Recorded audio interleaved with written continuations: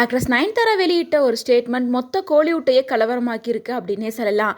2022ல் விக்னேஷ் சிவனை மேரேஜ் பண்ணிக்கிட்ட நயன்தாரா அந்த சமயத்தில் திருப்பதியில் தங்களோட திருமணத்தை நடத்த பிளான் பண்ணியிருந்தாங்க. ஆனால் அங்கே இருக்க தேவஸ்தானம் அனுமதி மறுத்துட்டதால சென்னையில் நடத்தலாம் அப்படின்னு முடிவு பண்ணிட்டாங்க. மேலும் தன்னுடைய திருமண நிகழ்வுகளை தன்னோட cinema journey, personal, relationship, breakup உள்ளிட்ட லைஃப்பில் நடந்த முக்கியமான நிகழ்வுகளை சேர்த்து ஒரு டாக்குமெண்ட்ரியை உருவாக்கி நெட்ஃப்ளிக்ஸ் ஓடிடியில் பிஸ்னஸ் பண்ணிட்டாங்க. கடந்த 2 வருஷங்களா இந்த டாக்குமெண்ட்ரி வராததுக்கு காரணம் நடிகர் தனுஷ் தான் அப்படின்னும், 400 அடி தான் படத்தோட தயாரிப்பாளரான அவர் அந்த படத்தோட எலைமெண்ட்ஸை தங்களோட டாக்குமெண்ட்ரி வீடியோவில் பயன்படுத்த காப்பிரைட் கேஸ் போட்டிருக்காரு அப்படின்னு தனுஷ் மேலே பல குற்றச்சாட்டுகள் வச்சு பெரிய அறிக்கையை ஒன்று நயன்தாரா வெளியிட்டிருந்தாங்க. அதுக்கப்புறமா இது சம்மந்தமாக பல நடிகைகள் நயன்தாராவுக்கு ஆதரவு தெரிவிச்சிட்டு இருந்தாங்க.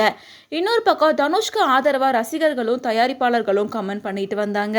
மேலும் தனுஷை பற்றி விக்னேஷ் சிவன் தன்னோட இன்ஸ்டாகிராம் பேஜில் நானும் ரவுடி தான் படத்திலிருந்து எடுக்கப்பட்ட ஷூட்டிங் ஸ்பாட் வீடியோ, அதாவது இந்த வீடியோவுக்கு தான் தனுஷ் 10 கோடி ரூபாய் கேட்டு கேஸ் போட்டிருந்தாரு. அந்த வீடியோவை ஷேர் பண்ணி வாழ விடு, இவையெல்லாம் நம்பும் தீவிர ரசிகர்களுக்காக மனிதர்கள் மற்றவர்களுக்காக மாற்றம் அடைவதற்கும் மற்றவர்களின் சந்தோஷத்திலிருந்து மகிழ்ச்சியை பெறுவதற்கும் நான் இறைவனை பிரார்த்திக்கிறேன் அப்படின்னு சொல்லியிருந்தாரு. ஆனால் சில மணி நேரங்களில் அந்த வீடியோவை டெலீட் பண்ணிட்டாரு. அந்த இடைப்பட்ட நேரத்தில் என்ன நடந்துச்சு அப்படின்றது தெரியல.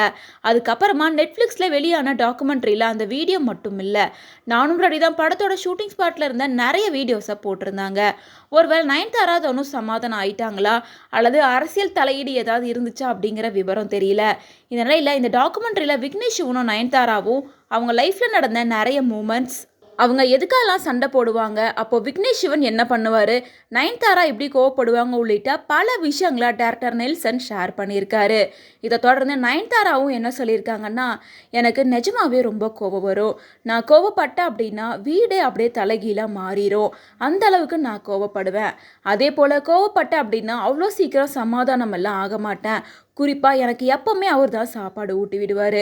அவருக்கு பிளேட்டில் சாப்பாடு ஊட்டி விட்டால் முதல்ல எனக்கு ஒரு வாய் ஊட்டிட்டு தான் அவர் சாப்பிடுவார். ஒருவேளை அந்த நேரத்தில் நான் கோவமாக இருந்தேன்னா என்ன தான் ஃபோர்ஸ் பண்ணாலும் நான் சாப்பிட மாட்டேன். ஒருவேளை அப்படி நான் சாப்பிட்டேன்னா என்னோடய கோவம் போயிருச்சு அப்படின்னு அர்த்தம் அப்படின்ற மாதிரி சொல்லியிருந்தாங்க. மேலும் விக்னேஷ் சிவனும் தனக்காக நிறையவே விட்டு கொடுத்து போவார் அப்படின்ற மாதிரியும் சொல்லியிருந்தாங்க. அதை தொடர்ந்து டைரக்டர் நெல்சன் என்ன சொல்லியிருந்தாருன்னா, நயன்தாரா விக்னேஷ் சிவனும் அடிக்கடி பயங்கரமாக சண்டை போட்டுப்பாங்க. நயன்தாராவை பொறுத்த வரைக்கும் எல்லாமே பர்ஃபெக்டாக இருக்கணும் அப்படின்னு நினைப்பாங்க. ஆனால் விக்னேஷ் சிவன் அதுக்கு அப்படியே ஆப்போசிட்டு, கிரேசியாக எல்லாத்தையும் தலைகீழாக தான் பண்ணுவார். ஒரு கப்பு நேராக இருக்கணும் அப்படின்னு நயன்தாரா நினைப்பாங்க. ஆனால் அதே கப்பை கீழே போட்டு கவுத்தி வைப்பார். அதுதான் இவங்களுக்குள்ளார இருக்க டிஃப்ரென்சஸ். அடிக்கடி 2 பேரும் பயங்கரமாக சண்டை போடுவாங்க. அப்போ விக்னேஷ் சிவன் என்கிட்ட வந்து இந்த மாதிரிலாம் நடந்துருச்சு, நீ கொஞ்சம் பேச, அவள் பேசாமல் இருக்கா என்கிட்ட அப்படின்னு எல்லாம் சொல்லுவார். அவருக்காக சப்போர்ட் பண்ணி நானும் நயன்தாரா கிட்ட பேச போகும்போது, அண்ணா நீங்கள் என்ன வேணால் பேசுங்க, நான் கேட்குறேன், அவரை பற்றி தான் பேசணும்னா தயவு செஞ்சு ஃபோனை வச்சுருங்க அப்படின்னே சொல்லிடுவாங்க. அதுக்கப்புறமா நம்ம ஒரு வழியாக இவங்க பிரச்சனையை முடிச்சு சமாதானம் பண்ணி வச்சா நமக்கே டாட்டா காமிச்சு இவங்க 2 பேரும் ஜாலியாக ஃபன் பண்ணிட்டு சுற்றிட்டு இருப்பாங்க அப்படின்னு சொல்லிட்டு நெல்சன் நயன்தாரா அண்ட் விக்னேஷ் சிவனுக்கு இடையில வர சண்டையை பற்றி பேசியிருந்தாரு. அதை தொடர்ந்து விக்னேஷ் சிவன் என்ன சொல்லியிருந்தாருன்னா, நான் எப்போவுமே பொறுமையாக தான் இருப்பேன், பெருசாக எனக்கு கோவம்லாம் வராது. அதே போல் நயன்தாரா பயங்கரமாக கோவப்படுவாங்க. ஆனால் சொல்லப்போனால் அவங்களுக்கு ஃப்ரெண்ட்ஸ் யாருமே பெருசாக கிடையாது. எனக்கு ஏதாச்சும் பிரச்சனை அப்படின்னா 4 ஃப்ரெண்ட்ஸ் இருப்பாங்க, அப்படியே போய் டைம் ஸ்பெண்ட் பண்ணிடுவேன். நயன்தாரா பெரிய லெவலில் ஃப்ரெண்ட்ஷிப்பை வச்சுக்க மாட்டாங்க, அவங்களுக்குன்னு 1-2 ஃப்ரெண்ட்ஸ் தான் இருக்காங்க அப்படின்னு சொல்லியிருந்தாரு. தொடர்ந்து ரீசெண்டாக நான் ஒரு போஸ்ட்டை பார்த்துட்டு தான் இருந்தேன். என்னோட ஃபோட்டோவையும் நயன்தாரோட ஃபோட்டோவையும் எடிட் பண்ணி நாகூர் பிரியாணி உளுந்தூர்பேட்டையில் இருக்க நாய்க்கு தான் கிடைக்கும் அப்படின்னு எழுதியிருந்தா அதை யாரால் மாற்ற முடியும்னு போட்டிருந்தாங்க. ஏன் உளுந்தூர்பேட்டையில் இருக்க நாய்க்கெல்லாம் நாகூர் பிரியாணி பிடிக்காதா, இல்லை நாய்ங்கெல்லாம் பிரியாணி சாப்பிடாதா? இந்த மாதிரி மைண்ட் செட்டை தயவு செஞ்சு மாற்றிக்கோங்க.